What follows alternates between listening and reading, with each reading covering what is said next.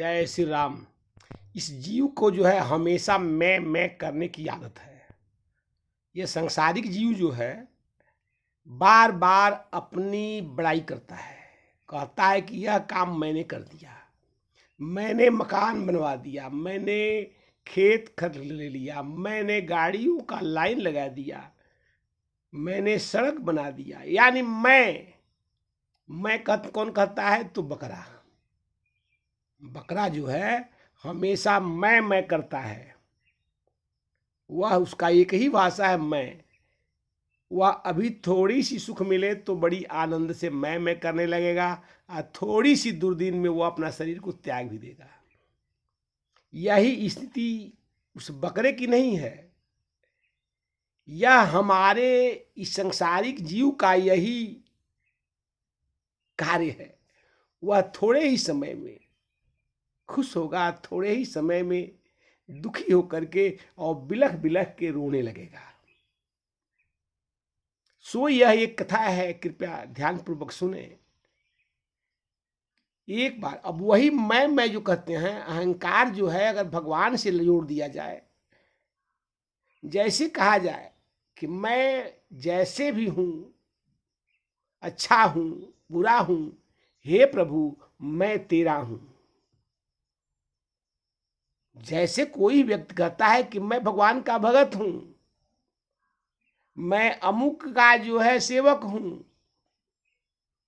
तो सेवक में भी तो अहंकार की गंध आता है, मैं का गंध आता है। लेकिन वह जो है जब भगवान से जोड़ दी जाती है तो वह जो है पुण्य का कार्य होता है। वह अपना नहीं रह जाता है, अपना मात्र। जैसे हनुमान जी भी राम जी की दासता स्वीकार किए, मैत्री स्वीकार नहीं किए।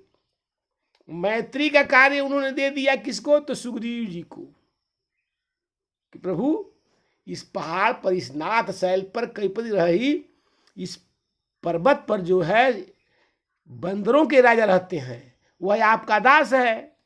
राम जी कहे हैं तो दास है, तो हे ब्राह्मण देवता, इस जीवन में हमको जो है, जब से मैंने वनवास लिया है तब से मेरे मित्र तो बहुत मिले हैं, लेकिन मेरा दास कोई नहीं मिला है। यह उस समय की बात नहीं, आज भी दास लो नहीं है। कोई दासता करना चाहता है क्या? कोई भगवान का भजन करना चाहता है क्या? स्वार्थ पाई करे सब प्रीति। स्वार्थ है अगर किसी को, तो उसका दास गुलामी भले कर ले, उसकी नौकरी भले कर ले, लेकिन वह दासता स्वीकार नहीं करता है। तो प्रसंग ही कहता है कि दासता स्वीकार करें। अहंकार तो रहेगा, काम तो रहेगा, इसलिए कि 1 करोड़ काम है। अब किस काम से बचेंगे? भांति भांति के काम है, किसी न किसी रूप में तो रहेगा। जनक जी भी यही प्रसंग कहे हैं श्री सुखदेव जी से कि सुखदेव तुम विवाह करो। सुखदेव जी कहते हैं कि हे गुरुदेव, इस विवाह के कारण मेरे पिताजी की दुर्गति हुई। इसी विवाह के कारण जो है ब्रह्मा जी का जो है सर काट लिया गया। इसी काम के कारण जो है मेरी उत्पत्ति है। इसी काम के कारण भांति भांति के हमें जो है दुख सहना पड़ता है। इसी काम के कारण भोले बाबा से और जो है जलंधर से युद्ध हुआ। इसी काम के कारण जो है इंद्र हमेशा सशंकित रहते हैं। सो मैं विवाह नहीं करूंगा। तो जनक जी कहे कि हे सुखदेव, यह तो भय तो रहेगा, मोह तो रहेगा। यह काम से मोह नहीं है, काम समाप्त थोड़े होने वाला है। ये बताओ कि तुम्हें लंगोटी से तो मोह रहेगा, तुम्हें भगवान का भजन से ही मोह रहेगा। तो जब भगवान से भजन से मोह रहेगा तो मोह तो रहेगा। मोह को कहां और समाप्त करोगे? जल को पाना है उससे मोह रहेगा। संसार में अगर जीवित हैं तो मोह तो रहेगा, लेकिन उसको जो है वह अहंकार जो है कि मैं ये किया हूं, मैं वो किया हूं, भगवान से जोड़ दे। अब एक कहानी है, इसको ध्यान पूर्वक सुने, बड़ी आनंदमय कहानी है। एक समय की बात है, एक बकरा जो है चरते चरते वह जो है बकरी जो है वन को चली गई। जब वो वन प्रदेश में चली जाती है तो घूमते घूमते जाती है। अब जो है बकरियाँ नहीं, हम भी स्वाद देखते देखते अपनी काल को नहीं देखते हैं, कहाँ चले जाते हैं तो वन प्रदेश में चले जाते हैं। यहाँ मेरा जहाँ काल होता है वहाँ हम चले जाते हैं, धन के लालच में, सुख के लालच में, सुख भोगने के लिए। और वहीं जो है सुख के आड़ में जो है काल जो है छिपा हुआ होता है। सो बकरी जब चली गई तो वन प्रदेश में चली गई, और वहाँ जो है बहुत दूर देखती है कि एक जो है व्याघ्र आ रहा है। तो बकरी जो है झाड़ी में छिप गई। कही कि अब तो व्याघ्र तो मुझे मार देगा, इससे अच्छा है कि मैं छिप जाऊं, कहीं हो सकता है कि मेरी जान बच जाए। सो बकरी छिप गई, और जो है वहीं जो है बकरी का काल जो है व्याघ्र आया। चूंकि व्याघ्र को भी बकरी को मारना नहीं है, काल सबको नहीं मारता है, काल उसको मारता है जो काल के रास्ते में आ करके खड़ा हो जाता है। काल को जो निमंत्रण देता है काल उसी को आता है। जैसे शुगर है, बहुत चीनी खाएंगे तो शुगर होगा, बहुत जो है दूध का और जो है फैट वाले चीज को खाएंगे तो आपको जो है ब्लड प्रेशर भी बढ़ेगा। नमक खाएंगे तो ब्लड प्रेशर बढ़ेगा, नहीं खाएंगे तो लो होगा।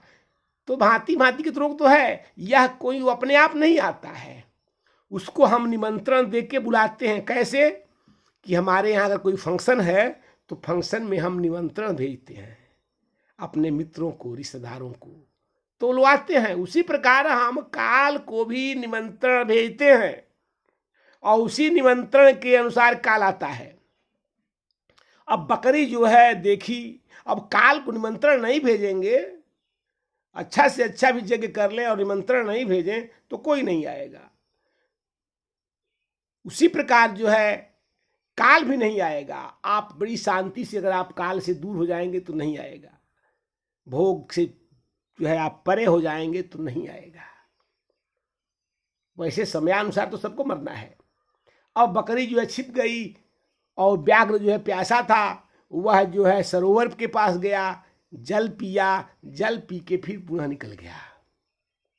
बकरी देखती है कि ये तो जंगल में मैं आ गया, अब जो है इस जंगल में मेरे शत्रु तो सब हैं, यहाँ सियार है वो भी मेरा बैर है, लोमड़ी की भांति मैं कहाँ रहूँगी, लोमड़ी तो बहुत जगह छिप के रह जाती है, मान भी रह जाती है, मैं मात बनाना भी नहीं जानती, सो मैं कहाँ रहूँ। सो जुगती लगाई, मन में विचार किया। देखिए आपको जो है जहाँ कोई रास्ता नहीं मिलता है वहाँ भी रास्ता होता है। आप समझते हैं आपको ज्ञान नहीं है कि मुझे यहाँ से निकलने की कौन रास्ता है, लेकिन फिर भी रास्ता है। अब हम नहीं जानते हैं इसका मतलब थोड़े है कि रास्ते नहीं है। मुझे ज्ञान नहीं है तो मैं थोड़े मान लूँगा, जानता हूँ कि मैं कोई ज्ञानी नहीं है, ज्ञानी लोग हैं, सारी उपाय है उस पर, लेकिन मैं नहीं जानता। सो बकरी मन में विचार की तो उसने कहा जब व्याघ्र चला गया तो व्याघ्र के पद के चिन्ह से अपना चिन्ह मिलाते हुए कुछ दूर चली। अब वो जो है गीला जो है भूमि था उस पर जो है उसका भी चिन्ह जो है बन गया। तब तक हाथी आता है। हाथी आता है तो हाथी से बकरी कहती है कि अरे हाथी, मेरी बात सुनो, हाथी जो है शांतिपूर्वक जीव है, विशालकाय जीव है। हाथी देखिए, सबसे बड़ी बात है कि बड़ा हो या छोटा हो, जिसका मन मिलता है वही उसका जो है जाना चाहिए। चाणक्य नीति भी कहता है कि शत्रु से कभी हाथ नहीं मिलाना चाहिए, और मित्र से के जहां मन मिलता है वहीं रहना चाहिए। तो बकरी भी पत्ती खाती है और हाथी भी जो है छाल खाता है। तुरंत जो है बकरी कही, अरे हाथी सुनो, रुको। हाथी रुकता है, कहे कौन बोल रहा है। हाथी को तो बड़ा क्रोध हुआ, देखता है कि बकरी है। बकरी कहती है कि मैं बाघ की मौसी हूं। हाथी कहा कि बाघ की मौसी है। बकरी कही कि हाँ। कैसे? तो मेरा बच्चा भी दूध से पलता है और व्याघ्र का बच्चा भी दूध से पलता है, तो मौसी नहीं हुए। हाथी कह रही तो मुझको मूर्ख बना रही है। हाथी का क्या प्रमाण है? बकरी कही प्रमाण है। कही कि बताओ। हाथी कहती है कि कल जो है व्याघ्र आया था और मेरे साथ सरोवर पर गया, और सरोवर पर से मेरे साथ वह आया। देखो पद चिन्ह देखो। तो बकरी तो व्याघ्र का पद चिन्ह पकड़ ली थी। हाथी कहा कि अरे हो सकता है, उसका मस्तिष्क काम नहीं किया, बड़ा शरीर है, लेकिन उसने कहा कि नहीं, भगवान की विमुख होगा तो बड़ा ही होता, रहकर क्या करेगा जो भगवान के विमुख हो। सो हाथी जो है अहंकार में था कि मैं इतना बड़ा हूं, लेकिन ठीक है चलो। उसने कहा कि बाघ कहा है मेरा बेटा कि हाथी से कह दो कि तुम मुझे अपने सर पर बैठा लो, और ले करके हरी हरी पत्तियों को खिलाओ। हाथी जो है क्या करे, हाथी बकरी को सिर पर रखता है, बैठाता है कंधे पर, और जो है अपने छाल खाता है और हरी हरी पत्तियों को बकरी को खिलाता है। कैसे? कि उसने जो है शेर के पद चिन्ह को पकड़ लिया। बकरी अपने हृदय में उस शेर के पद चिन्ह को संभाला। जैसे संत क्या करते हैं, भगवान के पद चिन्ह को ललाट पर धारण करते हैं,